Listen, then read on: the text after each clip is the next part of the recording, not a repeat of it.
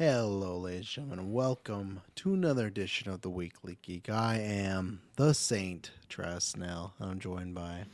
Think like a leader, Taylor Field. Was that your Diego Luna?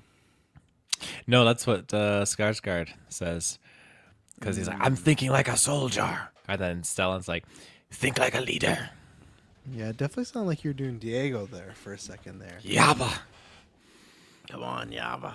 Oh, I think I got rid of it. I think the Star Wars Cantina opening's gone. I don't know. I should have kept it for the 10-year stuff. But yeah, that's what we're going to be talking. We got some big, speaking of Cantina conversations, we got a big show around Star Wars tonight because we got Andor season 2 predictions and just an overall. Because not too much to predict. I'm not going to talk about is Andor going to live or die. Just our excitement. Got some chat GPT and stuff like that. Which a big shout out to everybody that has enjoyed the Thunderbolts reaction. I think people. I don't know. Obviously, we're going to come to the 10-year episode very soon, so there's gonna be some bias, but I feel like at some point I'm gonna put out a couple questions to ask the patrons and listeners and whatnot, ask what people's favorite episodes are, and I'm sure this episode will come up some recency biased in the past 10 years, but people have very much liked episode 657. It was a very good time, so lots of good discussion as well. But yeah, check that out. Lots of predictions this week. We're doing this because we're going to review season, because yeah, we got Andor coming up that we're going to talk about tonight. Then we have Last of Us this weekend. You ready for that, Taylor? My gosh, that just came out of nowhere, didn't it? It Wow. did, even though it's been like a couple of years, so I feel like it's taken a while. So I was gonna say on that, are you, because we particularly did not do predictions on that because like they are adapting the game for 1-to-1, and I know, so it wouldn't be that fun. I guess I could have got you guys, but I just worried you've been spoiled. Do you know anything about the second game? I know that Joel plays some more guitar. I know Ellie forms a romantic relationship and then goes off to do something. That is it. I know nothing about the story, so I'm really excited. I know a lot more about the first game's narrative and whatnot, that first season, obviously. So Yeah. this will be a lot more fun. Well, don't forget this happens Oh too. fuck! Yeah. Don't forget that great image there. Taylor thought, or Kirkland thought was real. Yeah, you said you got some ice cream. I guess. Look at this Gatorade drink with the blue light. I think I'll put it over here. Just Is looks it like supposed to be a blue? it Is the is, okay, but good. like the blue with the blue, it just looks like mutant like slime, like it's big. But that's where we were just filming, and you can go check out on Patreon. You get our retrospectives. We're recording, well, right now we're recording the Mission Impossible one. We're releasing all the Fantastic Four ones are out there. Superman's releasing, and then the Mission Impossible ones are just going to be starting up here soon. But if you heard that timer that went off in the Mission Impossible 4 retrospective, that was for this, because I wanted to get it nice and iced, because I was trying a couple weeks ago. I was on the vodka stream. I was up late, and I like just wanted something to keep me going. Like I wasn't tired, but still just like, okay, I gotta go for a drink right now. Everyone's drinking their drinks, and it's like, oh, I'd like something. So I'm like, I need a Gatorade. I'm like, oh well, I didn't put it in the fridge, so I put it in the freezer, got it colder, and I brought it out. This did not meet the same expectations last time, but last time I brought it out, it was like the perfect like slushy combo, and man, it was fucking delicious. But this week's pretty good and whatnot. But yeah, so that's why we're doing predictions early, long short story, for Thunderbolts and Andor and stuff, just because next few weeks we got Sinners, we got Thunderbolts review coming up, but then lots Daredevil's finishing up, so lots of reviews after 9. We got an episode, a movie night, but it's going to be happening during the day. Saturday, April 26th at 12 p.m. PST.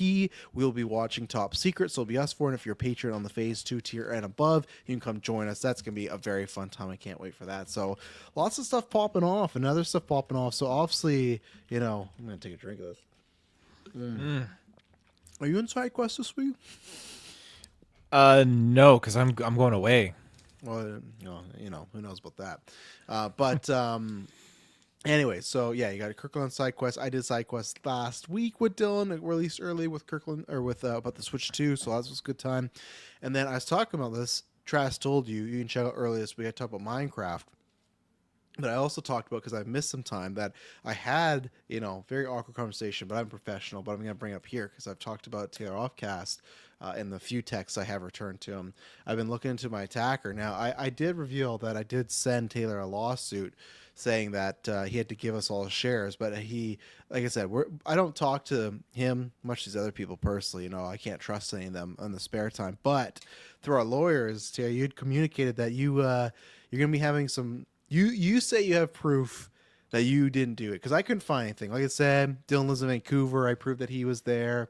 I proved that you were away. I proved that Kirkland was Edmonton at the time. So at the time I attack, all the people that know, because I moved, like I said, and where I currently live, only a few people know. And other than you guys, the other people that know would have never done this.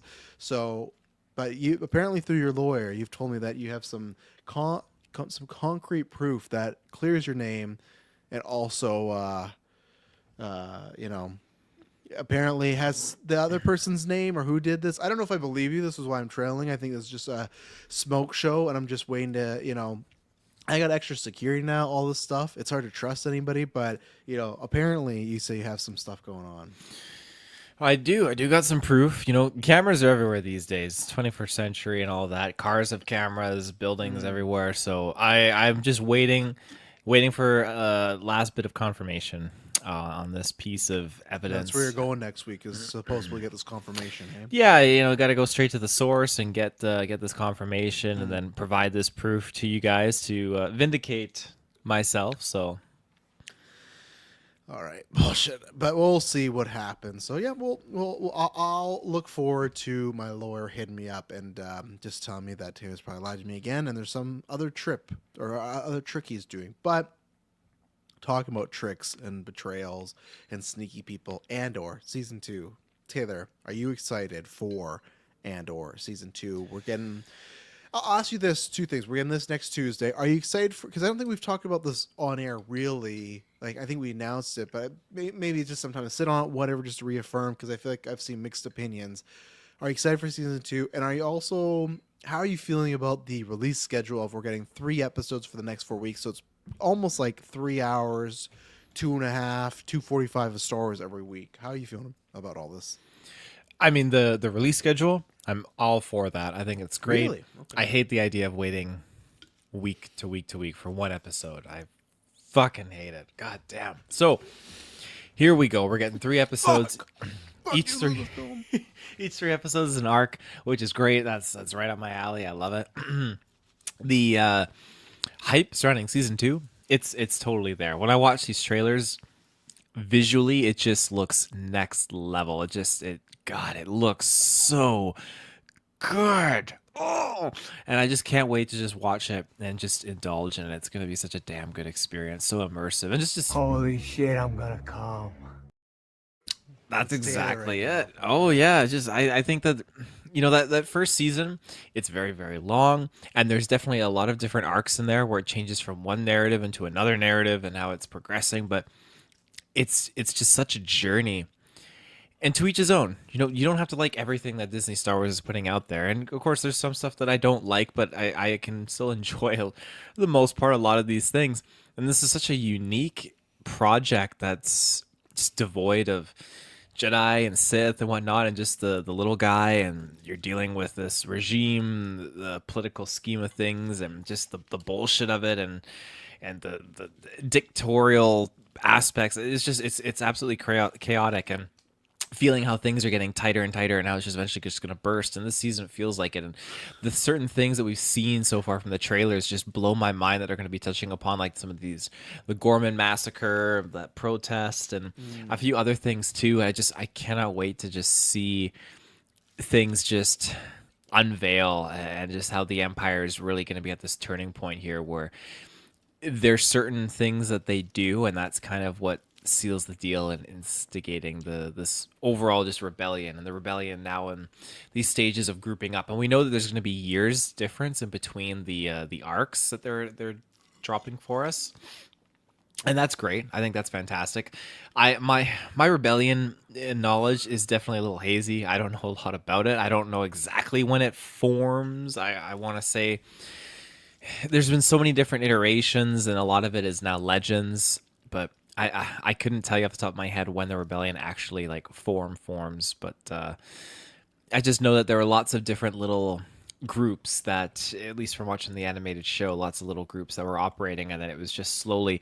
And so I think we got like the back half of the 20 years, like within the 10 to 5 might be cutting it a little bit close, so we'll go like closer to like 10 to 8 7 years. That's when I think these small groups started to grow, like connect and form bigger and bigger groups and bigger cells, and then so forth and so forth. And I think you're seeing that here, where you have Saw Gerrera's group, and maybe they're trying to bring him in. We know in Rogue One that they're saying like, oh yeah, the he's an extremist, so we have the same goals but different procedures and executing them. You got to escape the rebellion.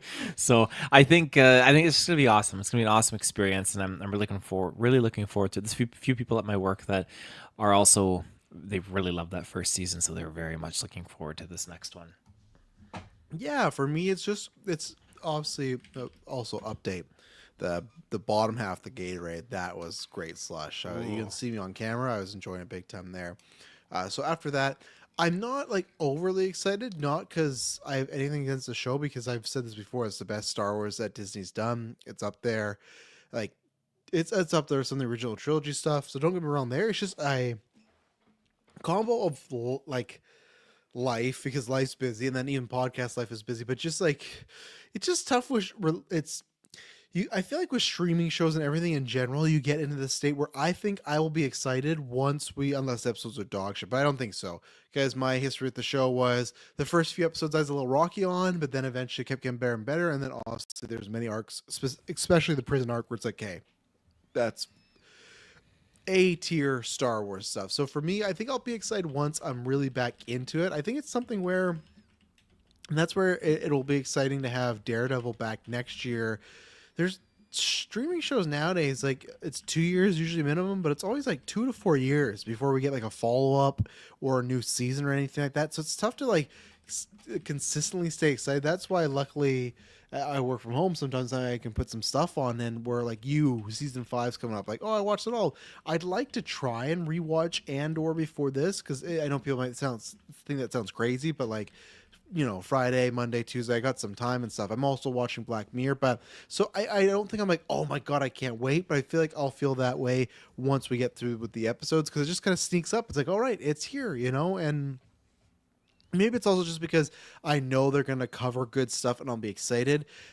In the traditional sense, their trailers haven't really done it for me, because we've gotten a couple weird ones that I think they're trying to market to people that don't either like the Star Wars, or it's not for them, whether it's slower pace or it's not Jedis and lightsabers. I think they're trying to, so I understand some of these trailers were looking at a little bit different, sounding a little bit different, but no, I'm excited to have the show back from what I remember of like, okay, because Star Wars right now very inconsistent with the big three. DC is restarting, so we know nothing about them. Marvel's pretty inconsistent nowadays too. You never know what you're gonna get nowadays, which is a sucky thing. You don't know if you're gonna get a top 5 MCU project or bottom tier, because we've gotten that in the new saga, right? And I feel like Star Wars is kind of like that for me too, where even Skeleton Crew, that's like, I still like, I think this is the way I've said it before, because I wasn't on those reviews. I still think from start to finish, not Rogue One, almost let us slip there, Andor is the best thing they've done. But I've said that I wish Skeleton Crew was the method Star Wars would take going forward, because obviously I think this Andor, Rogue One not so much, but the Andor style is not for everybody, and that's not going to get the biggest viewers, and I guess neither did Skeleton Crew, right? But I feel like the problem with Skeleton Crew is just, one, okay, there's kids there, so people turn off, but two, just like a lot of faith lost with Star Wars, right? But that's where something, I'm just saying, the juxtaposition where I got Skeleton Crew and I absolutely loved that show, and then before that show we got The Acolyte, which to me is the next to Book of Boba Fett, like the bottom tier we've gone to Disney Plus Stars. Luckily, I know that's not going to happen here. If it does, be a shock. And for me, it's just good to know, okay, we have some good Star Wars coming back up, and that gets me excited. So I hope it delivers. I hope it's at least same quality, if not a little bit lower than the first season. But yeah, I'm really excited. And then also, I'll be very sad when it's over, because at one point they had multiple seasons planned and they put this all together. There's lots of rumors that, Filoni and company don't really love this for Star Wars and whatnot. And, like, just don't think it fits a certain vision. And now that's why the show's been cut down. Who knows how much of that is true? But that's what it's it like we got Mando movie coming up, and I'm not really that excited for that because it's what they did with Moana, right? So for me, we don't know what direction's going to happen. There's all these rumors and whatnot that Kathleen's going to step down, so that could happen next year or two. I'm not trying to be pessimistic and saying, "Oh, this could be like the last great Star Wars thing we get," but it could be the last great Star Wars thing we get for a while, right? That's my worry of there's just certain things coming down the pike where I'm like, I'm not sure. And plus, we don't know who's gonna get that chair. Maybe it's just Filoni, and I'm not happy about that.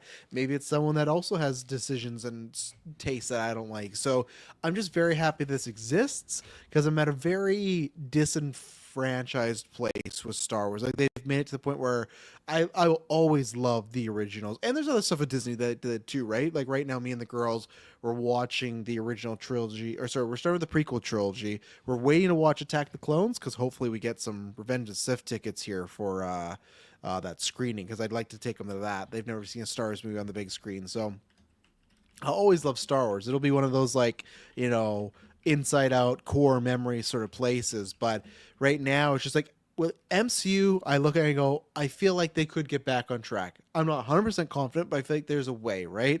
With DCU, I feel like I trust James Gunn. There's other stuff going on with, like, do I need Sergeant Rock or Clayface? Like, there's some weird choices, but they're smart choices for budget, and I feel like that's a refresh, right? Where Star Wars is in like this meandering, like what's going on with it, right? So I'm just happy to get this, or maybe I'll dive back into books, or maybe even Star Wars Visions, which is another A-class thing. Again, they've not done all wrong, so I am excited to get this, and then the release. I am somewhat excited, but somewhat not because like. I guess I think I've said this before. I'm just not excited from my podcaster standpoint for us to get off work, eat dinner, get home, and then watch 3 hours. Like you, me, got kids together, so that's like a tough thing to juggle. So, and I feel like it's not even like it's an easy like, okay, I'm running a little late tonight, guys. We'll watch Daredevil and then we'll go review it. And we know reviews for a TV show usually take I say about like an hour to hour 15 if we're all on there, right? These aren't going to be just like simple, like easy, like, oh, let's get on and talk about the one episode of Andor. These could be some girthy, long episodes, right? So that's where only for myself I do that, but I think there's other people too that want to enjoy it, or they have that type of lifestyle that might not feel up to it. But at the same time, there is, I think, something fun. There could be a good like kind of getting like four mini Star Wars movies in a sense, right? Like these three arcs put together. So I think sometimes that might work together too, because I think there's things of Andor that got stronger when you watch the whole thing as a piece opposed to broken up. That's just sometimes how it goes. But yeah, so I'm interested to see what they're doing with the release. It's a massive cameo.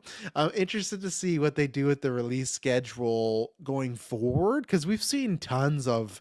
When Disney Plus started, it was weekly, and we've seen the binge drop. We've seen the what if like one every day. We've seen the multiple like a two here, a two there for Daredevil, the 1-1, and now we got this three things. Like I think they are very much experimenting with what they're doing streaming wise, because obviously their numbers have been down.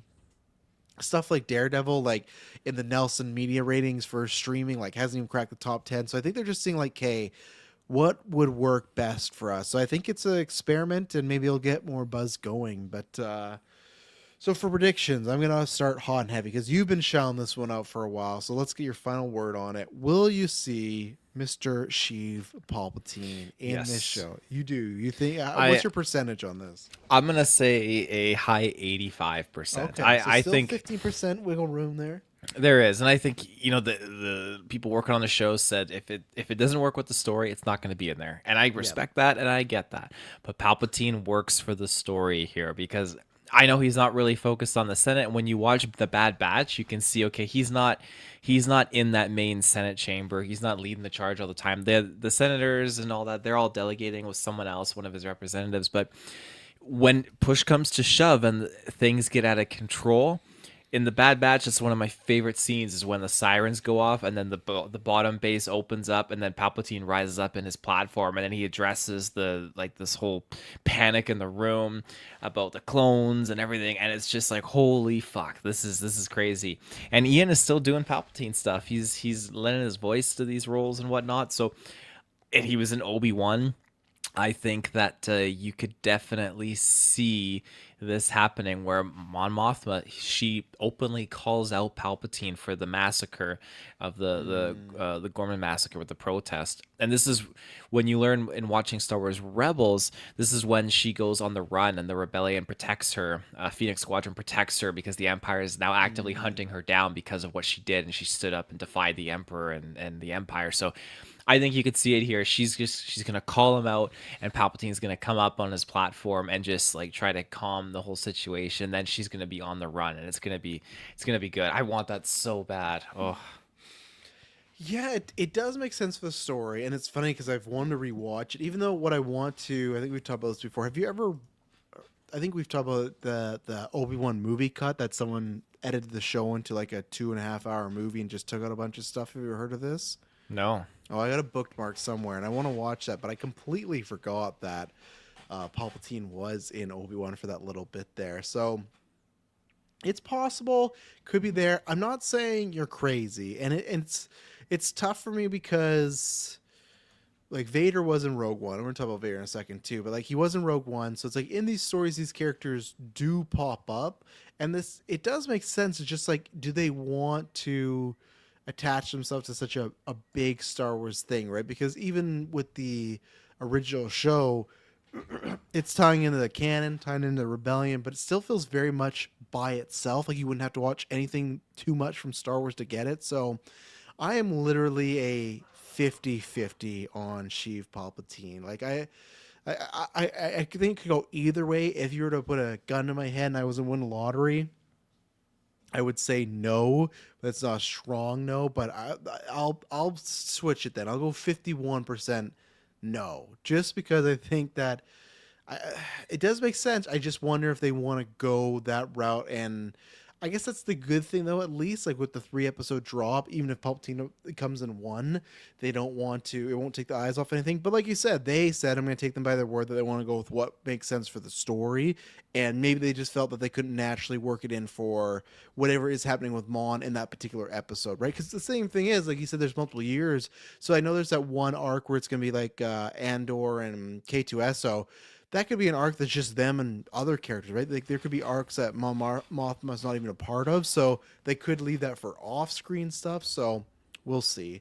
What about Vader? Because obviously, I don't think this is happening, but they brought Krennic back, who I'm very excited to see. Ben Mendelsohn, always great to see him on Disney Plus. See if he gives us some memes to talk about. But I think that'll be good. Some more context on his relationship, maybe some Death Star stuff, etc. But once you brought him back, I don't think people are like, "Oh, Vader's for sure coming back." They had a scene together. It's just that idea of, hey, some of these things have run together in the past. But do you think we see Vader at all in this show? Obviously, he was in Rogue One, very big set piece there. I'm not gonna say no because it's not impossible. Again, the ISB, everything going on, and now with Krennic coming into the fold, you could see him because yes, they're Sith Lords, but they have political and military status, right? They are involved actively with all of these things going on in this narrative. So yes, he could appear, but I'm not willing to put much stock in it. I think Palpatine has a way better shot of appearing than Vader does in this sense. I think I'd say maybe like 5% chance that Vader's gonna appear, and if he does, it's gonna be super subtle. I mean, he's a big name and a big character, so you'd think they'd want to give him like a big spotlight, but I think it would just be something. You're going to get a name drop maybe or something like that. But if you go down that road, Palpatine is one thing because he's the emperor. He's the leader of the empire, and it fits with the Senate, with Mon Mothma's story, everything like that. But with Vader, it's a very different dynamic. Even though he is militarily and politically involved, his appearance, it really pulls you out of connecting with Andor. And I can't see, like, okay, out of all these characters' arcs, where does he appear? With Mothma, you have Palpatine, that fits, and then Luthen and Andor, Daedra and Cecil, whatever his name is. I just don't see where that connects. And people are saying in that trailer, which we reviewed a while ago, that Deirdre, who's getting like she looks like she's being force choked in this Yes, hallway yeah. or whatever, and maybe that's Vader or an Inquisitor. No, it's not any of that. I think she's just having a panic attack. Something crazy shit's going down I'm because gonna she's laugh when got we get to that pressure. episode and she is like getting fucking force choked out by Vader. You That know? would be crazy. That would be crazy. Yeah. Yeah, I don't think so. Also, just because, like, not that I don't want to see Vader. I like Vader, and we talked about today. You mean Kirkland, like that book got announced, that Master of Evil or whatever it is. Like, and it's like, okay, that could be interesting. I just think they also have spammed Vader a lot in the Disney era, right? That's how they sold. I'm not gonna say that's how they sold Rogue One, but that was a big thing. That's how they sold Obi-Wan. Was not only Vader's come back, but Hayden's playing him, right? We got Vader pretty much in the Ahsoka series. You know, it was Hayden again, but it was lots of flashes of Vader. They used that for the ending of Clone Wars season 7. Like, you see Vader. I feel like there's something else I could be forgetting, but you get and even the sequel trilogy, right? Like, Vader's helmet's in the first trailer, and then they talk about Vader like all through. Like, I do understand, because Vader is arguably. I don't know if things have changed now. I'd love to see what people think now, because I feel like when we were growing up, Vader was the number one bad guy. And then in 2008, finally somebody named Heath Ledger with the Joker came in of like, oh, there's somebody you could talk to. Like, there's other ones, right? But I'm talking main pop culture that's fucking, like, you still see Vader merch everywhere, and you still see Heath Ledger Joker merch everywhere. You know, it's like those are very popular characters. And then I feel like again in 2018 with Thanos, those to me are the three like pop culture ones. So I'd love to see like, what do people think now? And I'm not saying that like the Disney era hurt Vader, not that, but just like you've gotten a lot of them. So I wonder if where that put people on them as far as the up or down one. But I think it's like, I think I'm kind of good on Vader for a bit. Like, I'm not saying not animation or the books, that's fine, but I don't know where else. And obviously, if you did some of the Obi-Wan, maybe you could there. But I just feel like there's, unless you're gonna announce a Vader show or a Vader movie or something like that, I think like let the character chill for a little bit. Palpatine's not the exact same, because this could be using him in a different type of light. I know they use him this way in animation, but in here, I'm like, let Vader kind of go away. The same reason why when Rogue One you saw him, it's like, oh man, we're gonna get to see like live action Darth Vader. We haven't seen that in what Revenge of the Sith was 04, right? Or was it 03?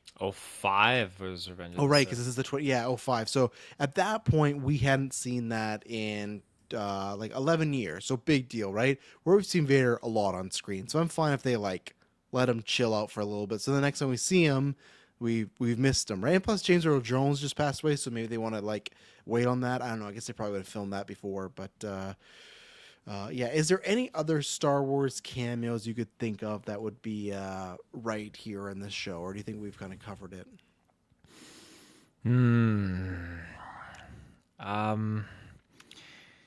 I do think you could see some Phoenix Squadron members popping in, but again, I think that's a higher percentage than Vader. Yeah. Like, you could probably see Chopper wheeling around, because they obviously have him from Ahsoka. He was in Rogue One. Hera's, what was Hera's ship's name again? Oh my gosh. Oh, It's not Ghost, or what? The Ghost. Yes, Is thank it? you. Oh wow, It is the I Ghost. thought- Look at you. You know it.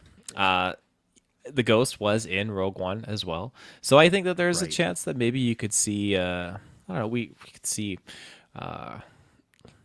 Winstead make an appearance or something like that as Harrison Dula. Who knows? That's just me being optimistic, but I don't know if it really necessarily fits. But depends. If we go to Yavin 4 and then we have Andor and Carrot Co meet up with someone, like maybe we'll see them, but I don't know. The one I want to ask you, because like obviously there's not too many. Like, we know Andor's going, we know K2S, so I guess I'm gonna ask, what about Luthen, and what about, I cannot remember Drea Drana's character's name. She's the female, like kind of not love interest, but like she was like, they seem like they had something going on as friends. She got tortured last season, but either way, Right. do you think they both meet their end in this series? Oh, I think I'm 100% yes on these. I And think it's not, so. It's not yeah. just because like, oh well, you don't see in the sequels, because you could say, oh, they're elsewhere, whatever. But I just feel like this show usually gets pretty dark and it wants to be pretty dramatic, and I feel like there's certain characters that also you can't kill off, right? And I feel like these are two you can, and it will motivate Andor and make him feel a little more um, detached from people. Because when we meet him Rogue One, he's a pretty cold guy. Like, he's already cold in Andor, but even more so in Rogue One, he's very cold and just wants to get the mission done. So I think we'll lose them both. I think.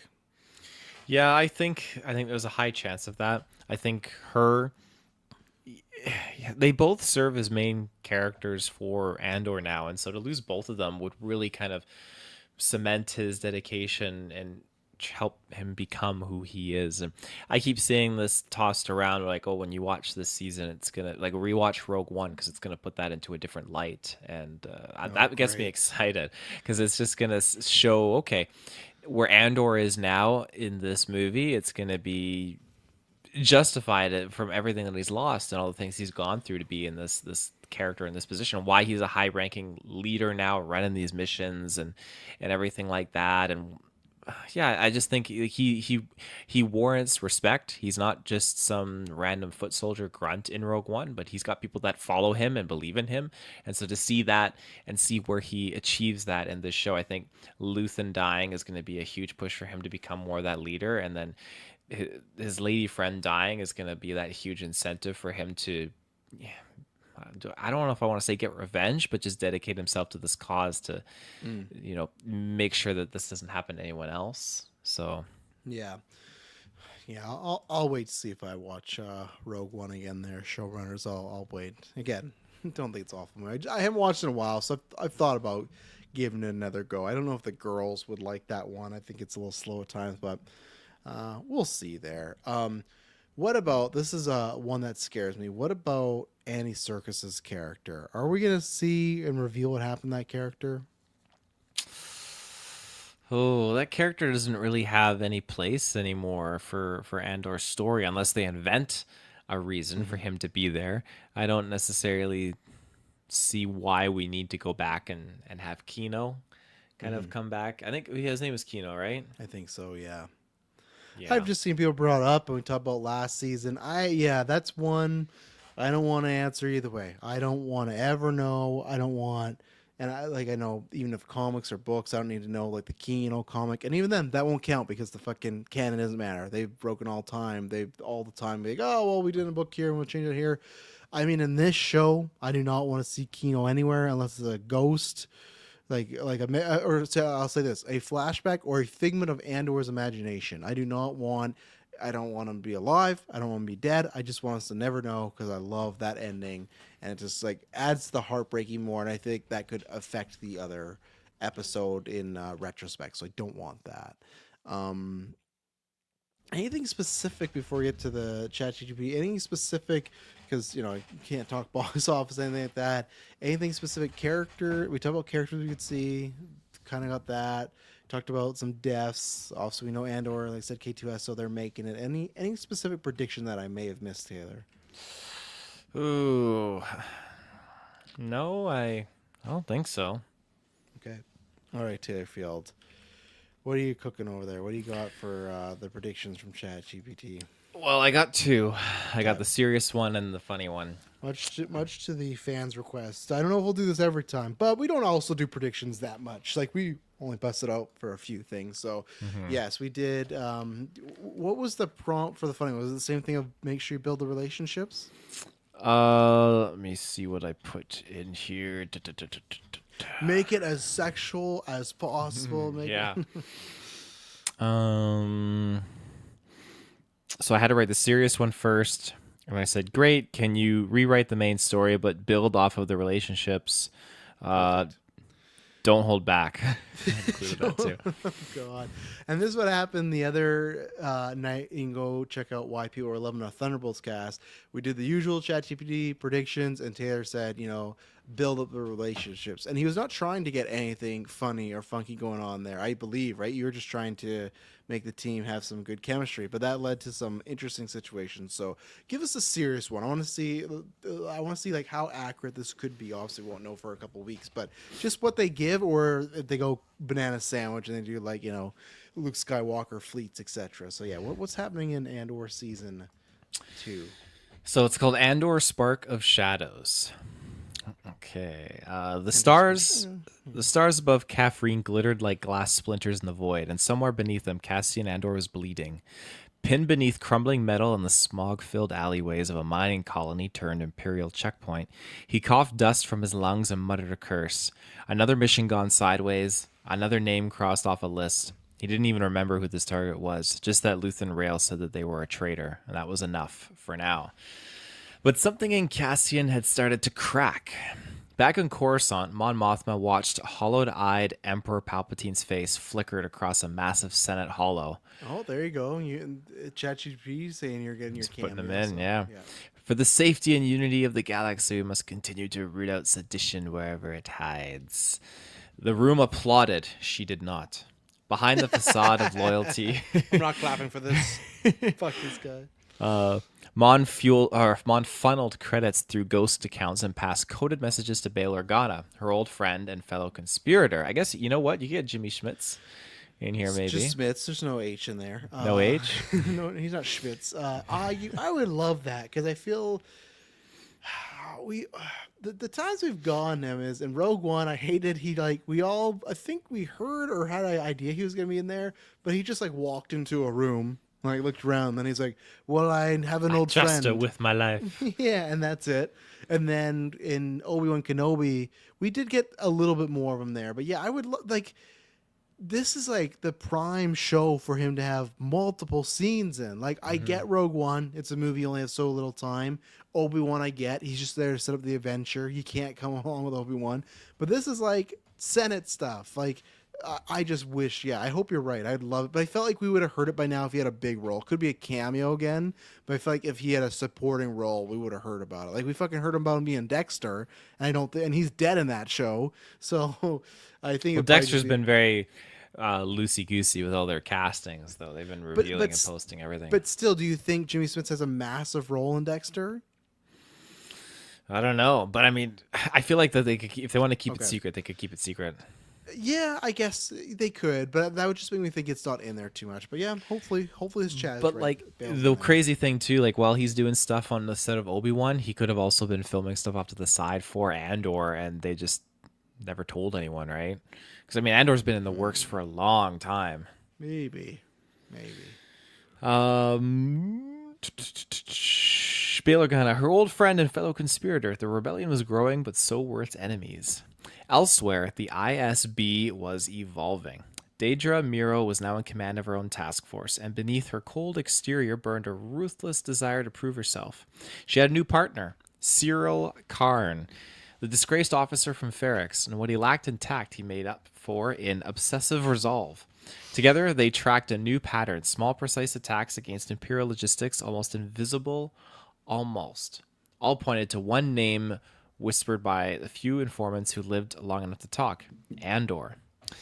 Far from the core worlds, the rebellion was splintering. On Jeddah, Saw Gerrera was waging war without rules, explosives in markets, ambushes on freighters, and hostages taken for leverage. Cassian visited him under orders from Luthen.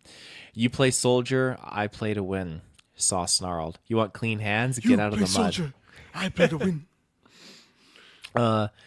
Cassian left with the intel he came for and a creeping sense that Saw might not be entirely wrong.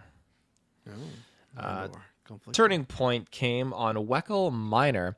Cassian's mission extracted data cache from an Imperial labor camp. He found it protected by a towering enforcer droid, KX series security unit. But something about the droid intrigued him. Its cold logic, twisted humor, the way it questioned orders just long enough for Cassian to exploit a weakness. Hours later, the droid lay reprogrammed in the hull of a stolen shuttle. "What's your designation?" Cassian asked. The droid replied, "K2SO, but you can call me K." The stakes rose when Luthen Rail received a secret transmission. A masked contact using the Fulcrum codename, a name only a few knew. offered intelligence on a new Imperial project, a weapon, the voice said, capable of ending systems with a single strike. Luthen arranged a meeting in the shadows of an abandoned Jedi temple. The contact arrived. She wore gray, her Leku wrapped tight. Oh no. Ahsoka Tano. Oh no. She is Fulcrum, and she did play a big part in with the rebellion. So That's just like, if anybody, like, obviously with the live action show, so we gotta do that's fine. But after we finish the show, if anyone more than Vader needs to be fucking iced for a little bit, it's Ahsoka. I get it, Dave Filoni creator, but if Ahsoka were to walk up in the show, I'd fully feel like, man, Filoni got his fingers all over this fucking show. Yeah, but all right, carry on. you're fighting the wrong war, she warned. Palpatine isn't the only darkness. There's a larger threat, one you haven't seen yet. Luthen didn't care. He wanted to know only Snoke. about Snoke. Yeah, you need to go to Exegol, Luthen. He just shows up there, all these tanks and shit. These people chanting at him. What am I doing here? Luthen didn't care. He wanted to know about Project Stardust. At the heart of that project was a man with a smile sharp as a blade, Orson Krennic. Dressed in white and bathed in shadows, oversaw the construction of the Empire's planetary defense initiative on Scarif. Resources vanished, entire populations disappeared. Cassian saw it firsthand on Edu, where the Empire raised a research site after extracting its scientists. He watched the skies burn from a ridge. Kay at his side, both silent as the flames roared. We have to stop this, Cassian muttered. You say it every time, Kay replied. But this time, I think you mean it. Kay just does not want to fight. Oh, you say this every time. In the final hours of the season, everything collides. Saul launched an attack on an Imperial convoy, only to discover it carried rebel sympathizers. Whew, that's interesting. Luthen, furious, cut ties with Saw. Mon Mothma's own daughter was nearly exposed at a dinner party turned surveillance trap. And Cassian, he received a name. Bodhi Rook, an Imperial pilot defecting with knowledge of Stardust. Cassian's mission was clear. Find him, protect him. Now, the war was no longer in the shadows. It was coming to light. And Cassian would be its spark. Final shot is Cassian standing aboard a stolen transport. K2SO at his side. Behind them, hyperspace whirls. Before them, a transmission appears from Bail Organa, telling them a single word, Jin. All right. Isn't that not how they meet Jin Erso? Or is that? Don't they just meet? Don't they just meet her by chance? No, they go and break her out from an Imperial prison planet. Okay, yeah, I do need to. The rebels show up, and K2SO is there. Is like, Jin Erso, you're being rescued. Right. Yes. Right. I remember that line now. Yes. Okay. So that was the serious one. Yeah, and there's a post credits to this too. Oh, there is a post. A slow hum of a power generator. An Imperial black site. Basically following two ISB officers walking and talking with their voices low. The first officer says the data from Jeddah confirmed that the Kyber is unstable in that volume. Krennic's demanding more time. Officer 2 says he won't get it. Lord Vader arrives tomorrow. The two officers stop at the final door, a restricted chamber. One swipes a key card and the other enters a code. The door opens with a mechanical hiss.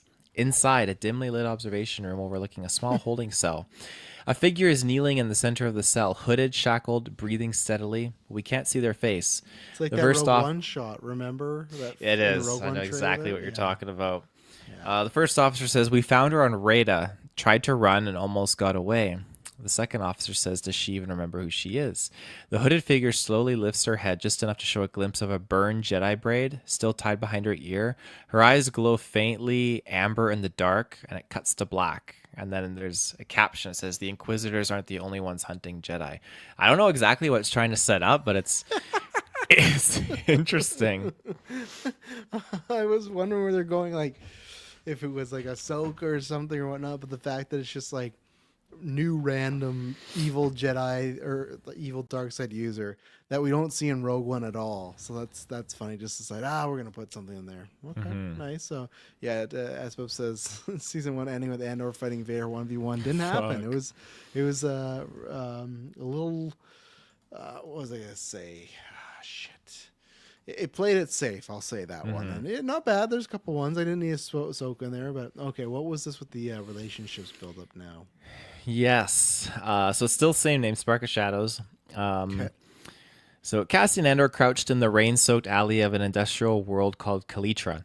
His face bloodied and jaw clenched. The informant was dead, another loose end tied off in the name of the rebellion. He didn't want to remember the man's name, but he did. The shadows kept getting harder to hide in.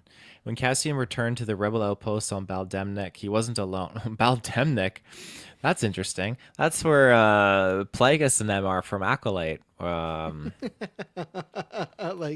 Like on that island. Yeah, where what's his name? Don't remember his Chimere. name. Where Chimere yeah, and where he's getting May. naked and everything like that. That's right. Yeah, he's in the the water hot pools. Plagueis is still Andor there. landed, greeted by Chimere. Hello, Andor.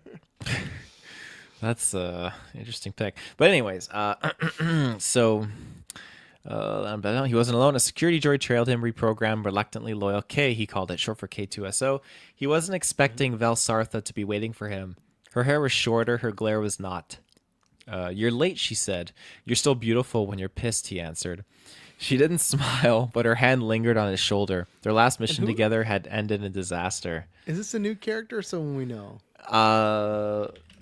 I'm willing to bet. Okay, yes, it's Mon Mothma's sister from the first first season. You'll remember her now when you see her. Okay. I remember her. She was romantically involved with this other rebel lady from Cinta. Yeah, they were a couple. Is Andor gonna turn her or something? What's gonna happen? Yeah. Jesus Christ.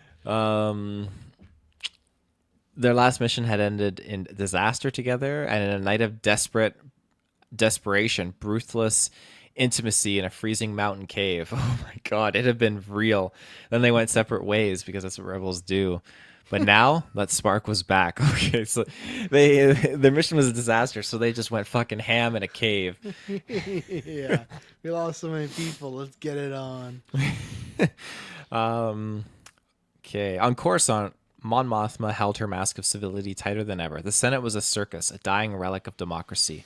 Only Senator Mina Bonteri's daughter, Karis, a political aide from Onderon, offered her real counsel and something more. At first, it was cautious, whispered conversations behind locked doors, a graze of fingers while passing data pads, but Karis saw through Mon's carefully rehearsed smiles. She saw the woman buried beneath the title. One night after too much Corellian wine. Oh, wow. Okay. After too much Corellian wine and the sound of another world falling to the Empire, Mon finally let herself fall into Karis's arms, into something soft, something forbidden. You don't have to carry it all alone, Karis whispered. If I let go, Mon replied, trembling, I'll never stop. They kissed, and it was not a political act. It was survival. Why would it be political? Okay. Daedra Miro hunted shadows. The ISB had given her free rein to hunt the rebel cells infecting the galaxy like rot. Cyril Carr, now her right hand, followed orders to the letter. He also stared too long. Oh my God. He admired her, feared her, desired her. Daedra saw it and used it. But the colder she acted, the warmer he became. One night, after a brutal interrogation, he found her in her office, hands shaking. Without asking, he took her hand and she didn't stop him. I can help you, he said. No, she replied, her voice ragged. You follow me. That's different. Still, she let him kiss her. And in the quiet hours when the cameras... All season 1, she's denying this guy. Season 2, yeah, just kiss me. Yeah. When the cameras were off, they undressed each other's armor bit by bit. Oh my gosh. Nice. Bit by bit. Bit by bit. Okay. Oh, here we go. Ahsoka Tano met Luthen Rael in an abandoned temple on Cato Nemoida. Oh no. Her Who is this that's meaning Ahsoka? Luthen, that's Stellan Skarsgård. Oh my God. Her hood was up, her eyes were tired. You've built something dangerous, she said. Dangerous things are the only things that get noticed, he replied. They were not lovers, but their connection was intimate in another way. Two warriors who had lost too much. Two ghosts of lost orders. In each other, they saw the end of one world and the possible beginning of another. Okay. Cassian was sent to Jeddah to work with Saw Gerrera. The plan was simple. Extract intel. The execution wasn't.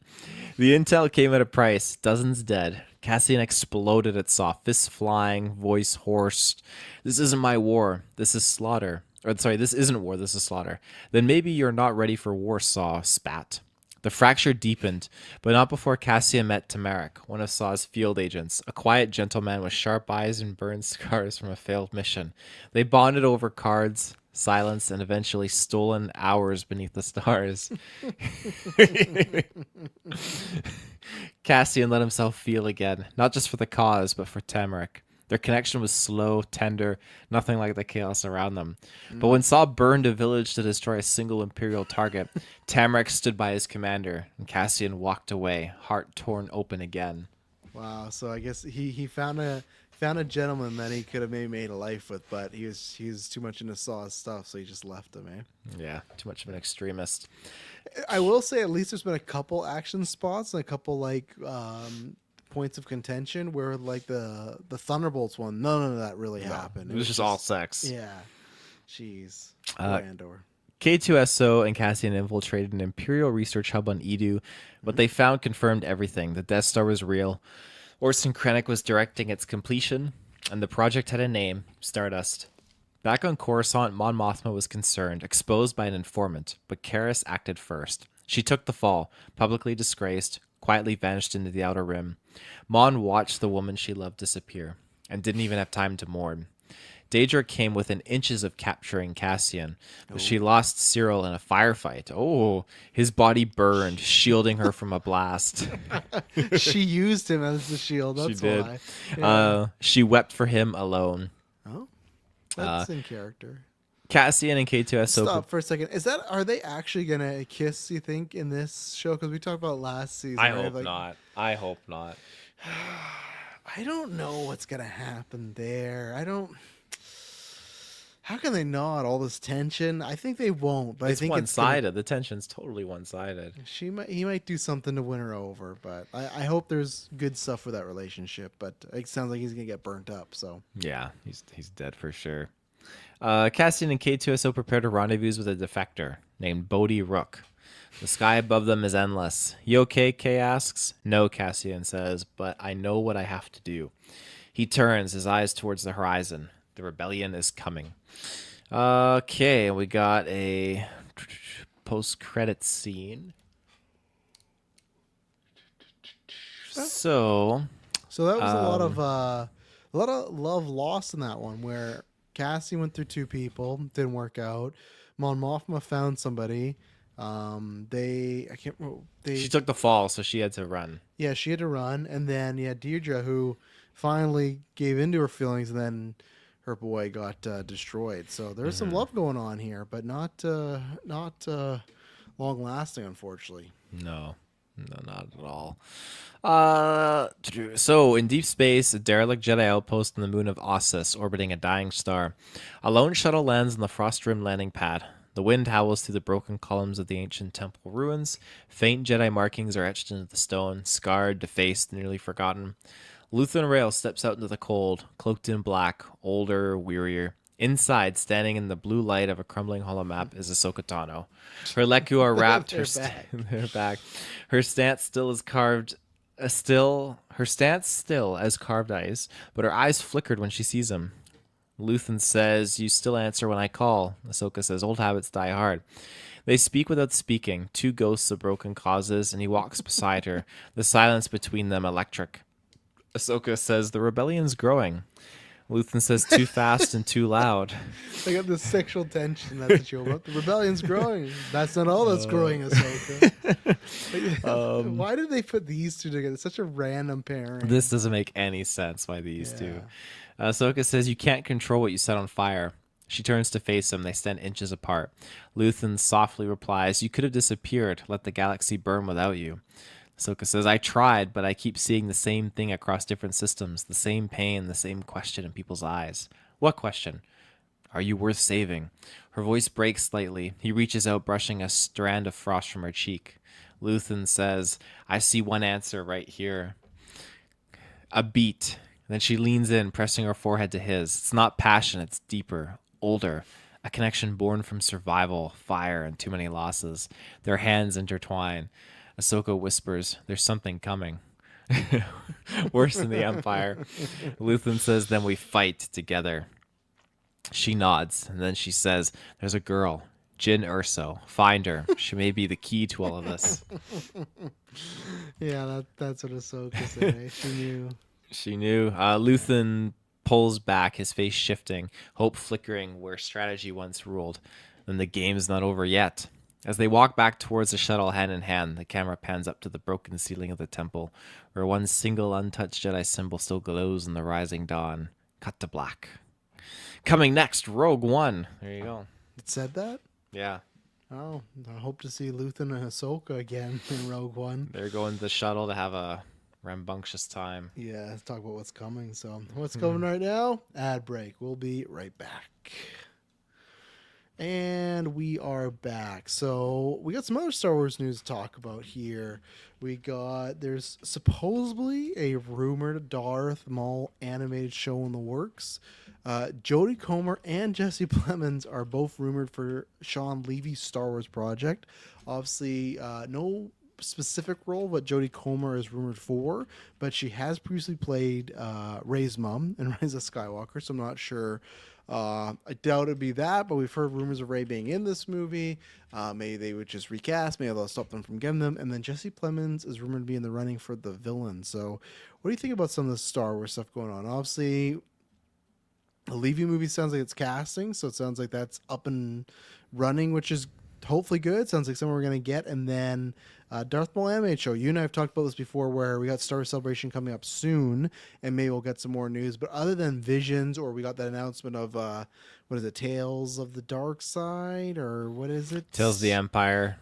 No, but is it Tales of the Empire? Mm-hmm. What was the one before then? Tales of the Jedi.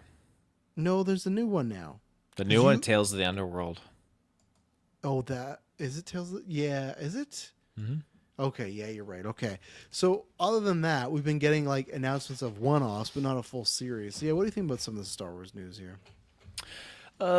Focusing on Maul, I think is pretty awesome. I'm down for that. What point in time that takes place, I don't know. I would love it if we get to see him when he's young and Palpatine is like sending him out on missions, and he's like lurking the lower levels of Coruscant, trying to lure Jedi, like kill Jedi down there, stuff like that. Like, there's so many different ways they could tackle it.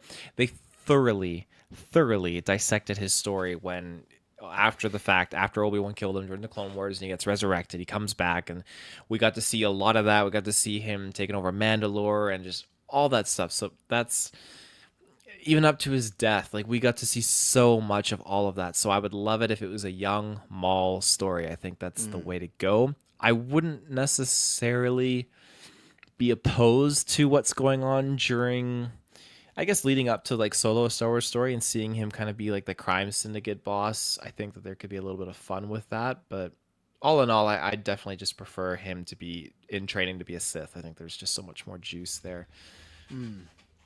Yeah, you might have sold me a little bit, because I said this to GUA people. I'm like, oh, great, a show about the person we know, the beginning, the middle, and the end.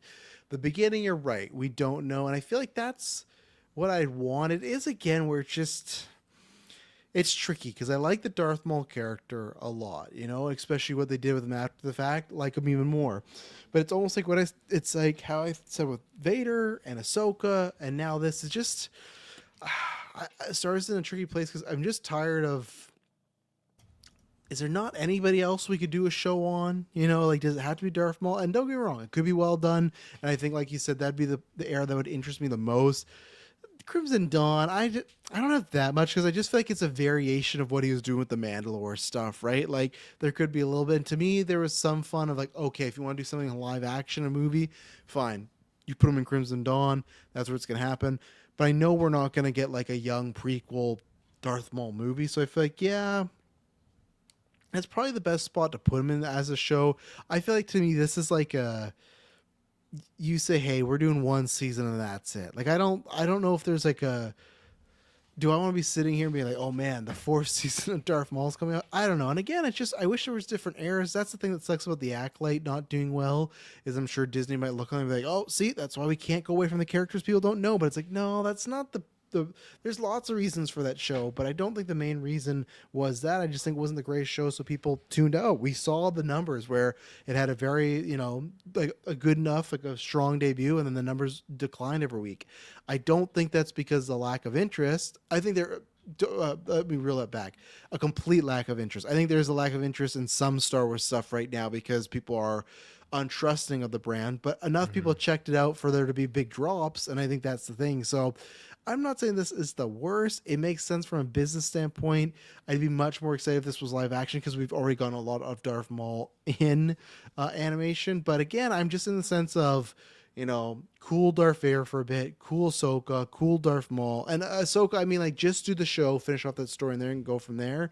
But it's just a character we've got a lot of, and it's a vast universe. You're telling me there's no other character that we could try to get a show of, like, even if it's something, if it was like High Republic or Knights of the Republic, something like that's where I feel like, okay, if they go, hey, the live action thing that was expensive, we don't know if it's going to work. Well, we always hear animation's cheaper. Do a High Republic show of that. And again, what I've said many times is just adapt the books. Like, just find a book you like and just adapt that. Whatever book, whatever era. I don't care. Just adapt a book, even if it's for animated. But I digress. But yeah, what do you think about Jodie Comer and Justin Plemons? Do you think with Jodie Comer, obviously she was in a very small role as Rey's mom, would they just... Are you fine with that? Just be like, whatever. She's going to play someone else because, she's a bigger actress now. We got a bigger role for her. And Sean Levy, he used her in Free Guy, so obviously there's a relationship there. Yes. What is the time frame for this movie after 9? Maybe 5 or 6. Yeah, remember Okay, it's 5 to 6 years. Yeah. Right. Gosling's rumored to be playing a Jedi with a Padawan, which surprised me because I wasn't here for that news. That was when I was off, but very surprised that he's playing a Jedi. I did not think that's still rumored, but if that is the case, did not think that was happening. The interesting thing, and I think I hope I would have mentioned this before when we talked about this news, was if it's, let's say, long term, 6 years after Rise of Skywalker, and you have Ryan Gosling playing a Jedi with a Padawan, that means that he was a Force user that was out there, and Rey is just like, okay, you're just gonna come with me, and you're gonna start training Jedi. Or he was already someone that existed outside of the fact as a Jedi, because it just... Is she going to go out and recruit kids like Luke? I mean, and then the one kid in 6 years turned into a whole man and is helping train. Like, there's got to be some pre-existing Jedi knowledge and Jedi experience there with this person. You would assume, because there's not anybody left, but wouldn't you assume at the end of Rise of Skywalker she would train or help train Finn? Yes, but I don't know if Finn's going to be in this, though. That's the thing. No. But I'm just saying, like, that's a grown man, right? That had the Force. So I think if whether she's looking for them or there's whispers of, hey, there is a Jedi out there, they're trying to train people, and you have this person that has the Force. And we had heard at the time that they were making the Rey movie that the Sean Levy movie also had some like Rey stuff, and it had come out. I think that was like, oh, it was supposed to be an older Rey, but now I think because that Rey movie's like really up in the air if it's going to happen, I think they might just go with, let's just make it Rey, and then that's like a little connection. It's a part, but then she doesn't have to be the full story there. I think it is a lot of like, I guess it's 5-6 years, because I guess you have to meet him, train him, and then, okay, he's also training someone. But at the same time, if they have like, I'm not going to say abundance, but you also got Broom Kid out there, right? Like, if they're finding a bunch of Force people, Rey can't eventually just train them all, right? So I'd assume like Finn, which I would hope if they do that storyline where this is like someone that Ryan Gosling trained with Rey or something like that, I'd hope that Finn gets like a name drop, even if he's out there. That'd be nice. But yeah, like I guess it could happen if they want people to be out there. I don't know if I like the version of like he has nothing to do with Rey and he's just a Jedi, because that feels kind of odd, because that feels like what we run into with the sequels again. It's like, well... Or like in the animated stuff, it's like, well, there's this big war going on. Like, where were you, buddy? Like, Rey and company could have used another Jedi out there. Like, she was put under a lot of pressure. She was the only Jedi. Like, imagine if there was one more. So, I think too, like the idea that there are other Jedi at this time, like I like it, but yeah, they have to make sure that they explain it properly, but I feel like we could get maybe a Balin Skull, Shin Hati kind of stage here, where I guess they're not really Jedi; they're more like mercenaries. But Balin Skull went and just took on his own apprentice during this time period, which is cool concept in itself. But I'm definitely excited for this, and whatever reason Jodie is coming back, if it's to play Rey's mom in a vision or something like that. I mean that that would fit. It's funny because I feel like they gave in Rise of Skywalker her more screen time than the dad, and the dad was Palpatine's son. Yeah. Funny enough, but yeah, there must be some reason why they would want to bring her back and focus on her. If Rey is in the movie, and then they're bringing her back for some reason, is it to touch upon her heritage or something? I don't know. It's peculiar. I don't You're my feel brother, like Ryan Gosling. I don't feel like Rey is in a jeopardized position where she could turn to the dark side or anything like No, that. So I don't want she any of that conquered now. that. If you beat Palpatine, you're not turning to the dark side. You've superseded Well, that. And you had naked Kylo Ren. If you didn't turn the dark side, then That's true. Yeah. What about Plemons? How do you like him as a villain? What type of villain do you like? I learned this week that he actually auditioned, or at least was in the running at some point, for Kylo Ren back in the day. So not his first time maybe talked about Star Wars villains. I think Driver was the better call there, but Yes, yeah, I agree. Him as the villain, it's I only see him in my mind in two roles. One is battleships, and the other one is him as the cop from Game Night. And not Breaking Bad. It's Jesse.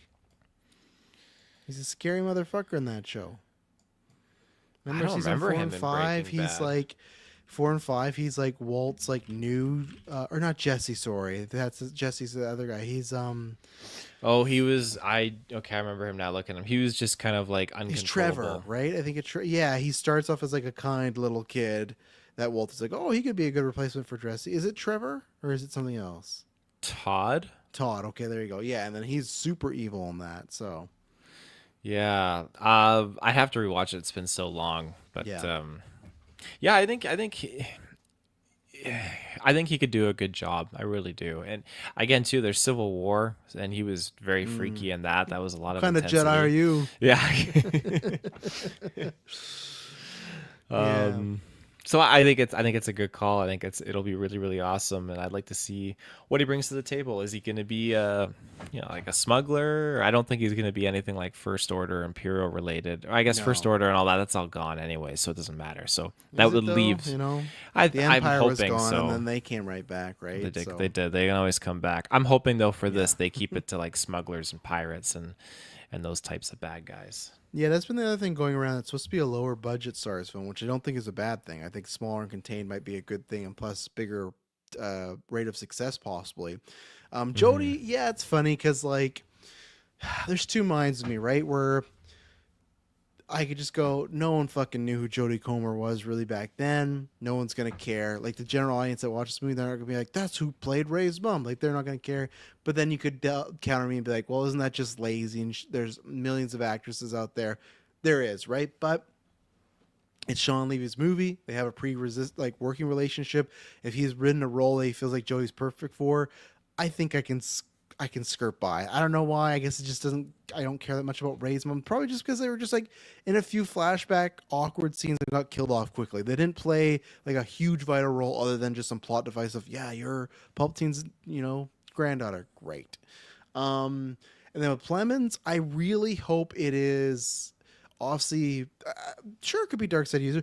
Whatever it is, it's funny that he talked about that. Maybe auditioned or was in the running for Kylo Ren. It does need to be something like that because to me, and I'm not saying it has to be a dark side user, just I think most people agree that the one shining light of the sequel trilogy was Kylo Ren, and I think you need a great villain. And that's something, though, because I can't remember who was writing these things, that's something Sean Levy really hasn't done. I like Free Guy a lot, and I don't hate Taika like everyone else does. I like Taika enough in that, but that's just a very one note, like Taika's in there being a like over the top asshole, right? And I really like Emma Corrin as God, what is Xavier's sister's name? What was her name in Deadpool Wolverine? It's late. Cassandra Nova. Yeah. I really like their performance as Cassandra, but the villains pretty one known, just like a fun eccentric villain, right?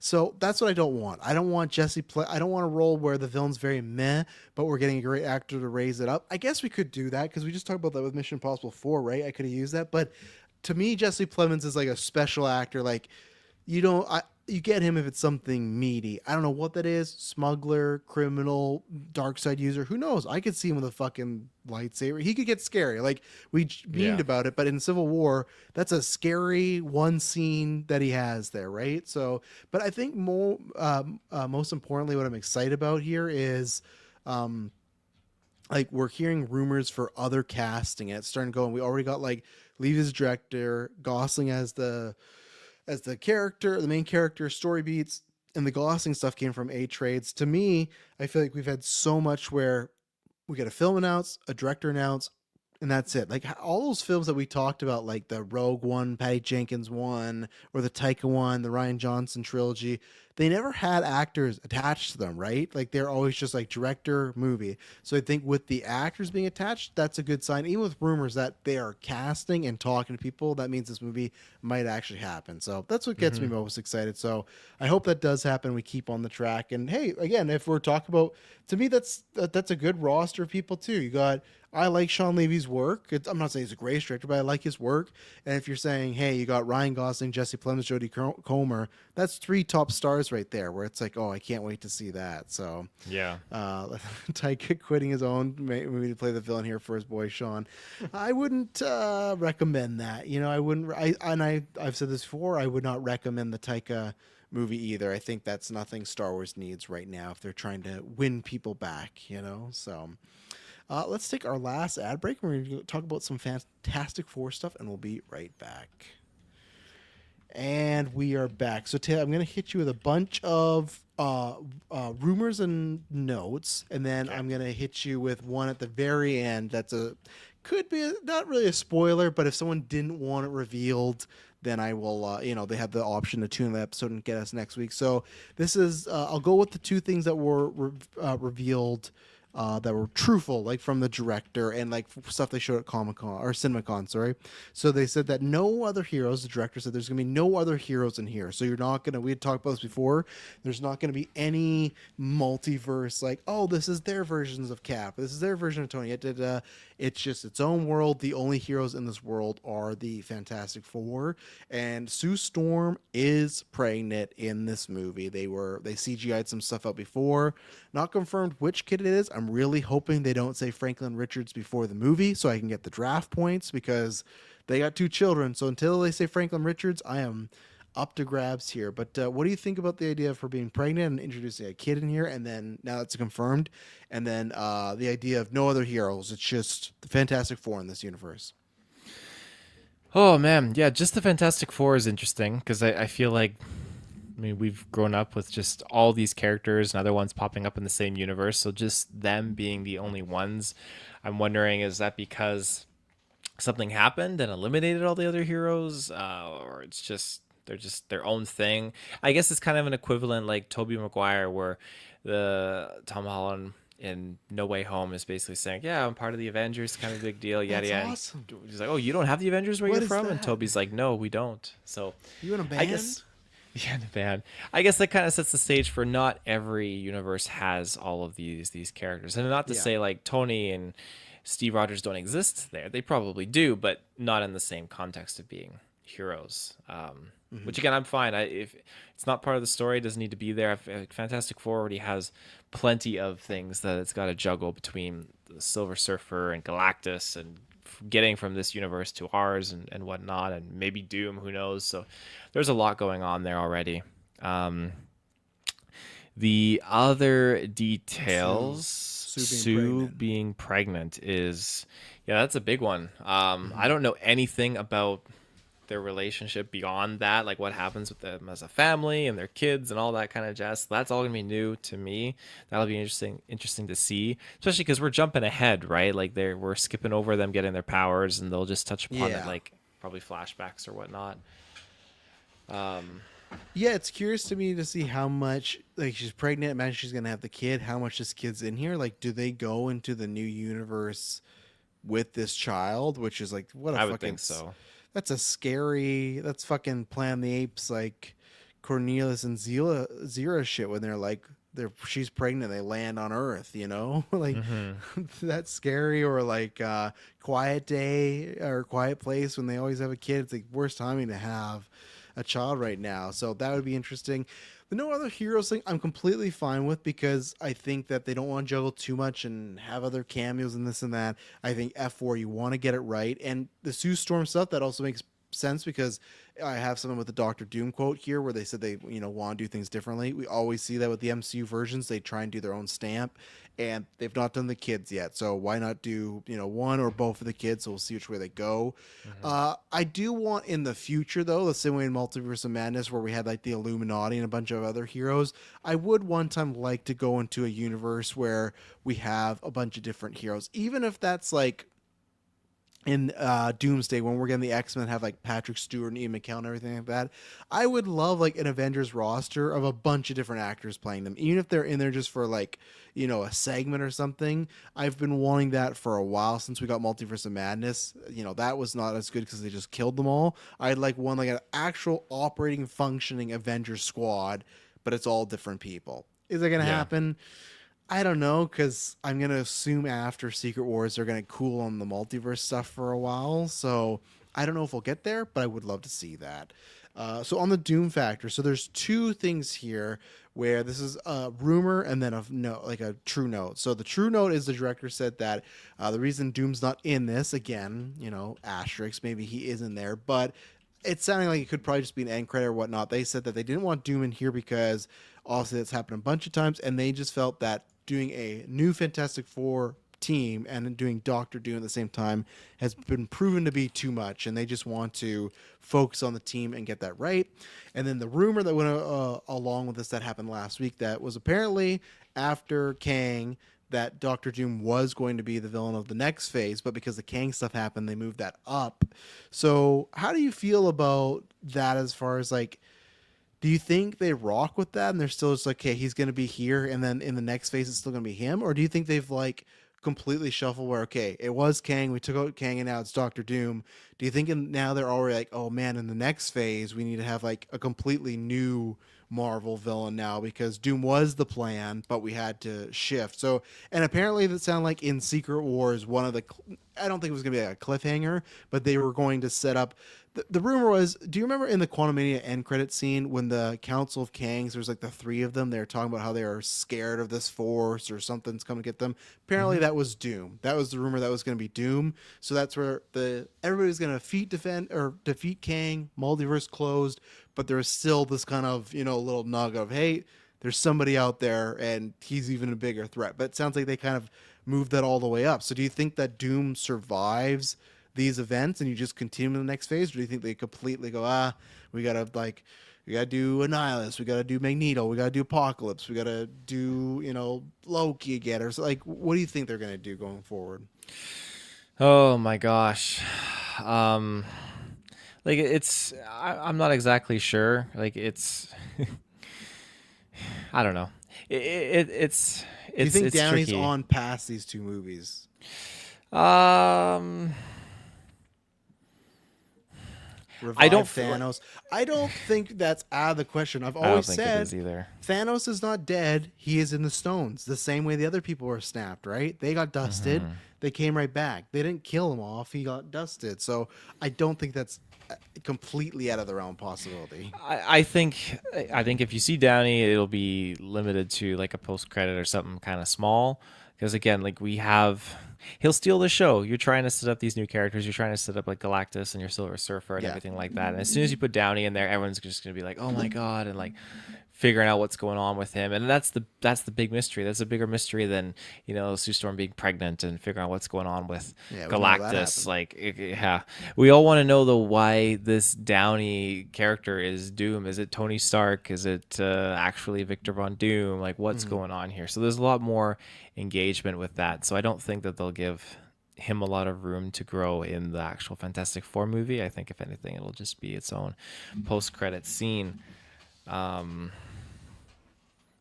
yeah, and I mean to the Thanos note, like I think that they're just waiting to bring Thanos back in Yeah. some form. And yeah, I'm not sure when you could do that because, like, I'm not saying you're running out of big top tier villains. Like you could easily make Apocalypse that, right? If they wanted to, too, they Mm-hmm. could take because the same way if like people go, oh, they're doing a Fantastic Four movie and we might not ever get Doom again, and he's going to be an Avengers film. That's how it works in the MCU, and they could easily say, okay, they're going to use the X-Men to boost Apocalypse, but the same way of like Loki was in the first Thor, and then he went to Avengers. You could make Apocalypse like the next big bad. Maybe in 5-7 years they could bring Kang back, right? Maybe not Jonathan Majors, I imagine, but just that character. So I think they might do Doom again, but I think what they would do is, unless Downey's game to keep doing it, and we got to see if we like him, I think they'll make it in a way where Doom is defeated, but you could bring Doom back, or you could like introduce like, oh, well, this is our prime Doom, like Doom from 616 or whatever, right? And that's a new actor. But what I think is either way is you sit on it for a little bit and you kind of let it just state and then go, okay, then we'll bring back Doom, especially if it's a new actor and whatnot. So do an Infinite Ultron live I action. would Then it has to be love that. over. Got to be over at that point. But and then finally, our last note here is this was a C tier rumor that came out a couple weeks ago, and I keep saving it for the newscast, but it never popped up at the right time. So if you don't want to know about any major, it's C tier, so I don't even think it's real, to be honest, 'cause I don't even know how much I believe it, but we've heard rumblings of this person coming back, and then rumblings, I guess, now they'd be in here. So this is your chance to tune in if you want to. But there has been rumors that Christopher Evans is in Fantastic Four. No note of if he's Old Man Steve, if he's Cap, if he's Hydra Cap, whatever he may be. One, do you believe this? And two, if he wasn't there, who do you think he'd be? Oh my goodness, this is kind of a zany one, just to think that he'd actually be in here. Yeah, who would he be? Like, I don't think there's any other heroes that exist. Obviously, they're saying there's no other heroes that are Yeah. going to appear, but I don't think there's any heroes, period, in their world, in their universe here.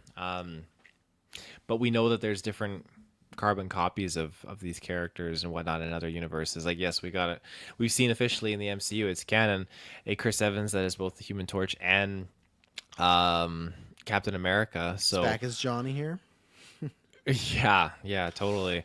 I know maybe that's not far fetched. Maybe they go to another universe and you see another Johnny appear here, but I don't think they'll do that because they killed already a Yeah. Johnny. So yeah, I don't know how they're gonna do it, but I just think, okay, you have the same person, but just in letting different roles. They're different characters, and that's just because they're different multiverses, right? In each multiverse, the persons, they're all different. So some are these heroes, some are those heroes, and so forth and so forth. But I digress. I think that whatever he's going to be in here, I don't think it's going to be a Human Torch, and yeah, I mean, depends too, because he's supposed to be in the next Avengers movie, right? So, but we don't Yeah. know who as, like an a U.S. not U.S. agent, like a Hydra agent or something like that. I think the rumor is. Hydra Cap, yeah. Yeah, his name was on the chair yet, so they could be holding him. And if he was in this, that'd be a reason for his name not to be on the chair, right? So I think I have three theories. One, I don't know how it would be possible, but they somehow land in the timeline that has young Cap that's dancing with Peggy, and that's how you get him back in. But that doesn't make too much sense.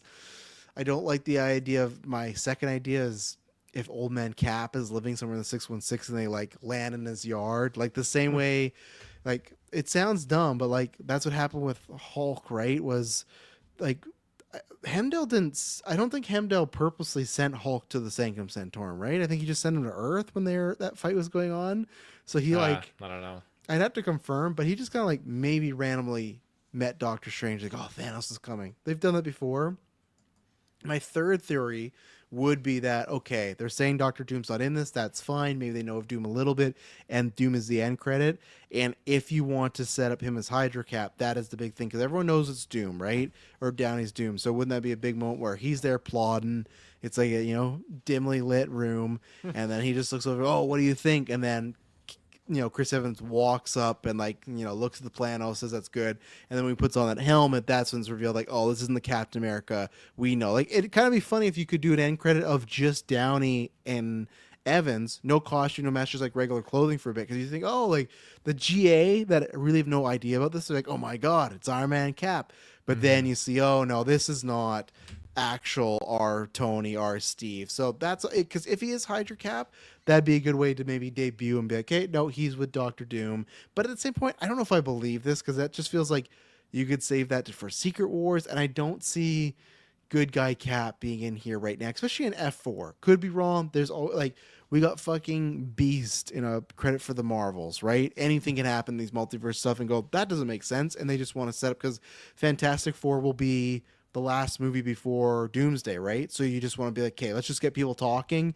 And a Chris Evans and credit, no matter what it is, whether he's good or bad Cap, would get people talking and excited. So yeah, I guess I can believe that portion maybe a little bit actually if he could be in there just to raise up some hype, because I kind of forgot this is the last movie for Doomsday, so maybe I'm a bit more agreeing with it. But yes, ladies and gentlemen, that is it for the Weekly Geek. Thank you very much for tuning in. Check out all our episodes we did this past week. Check out we'll be back next week with a bunch of stuff, and I promise you it'll not be boring.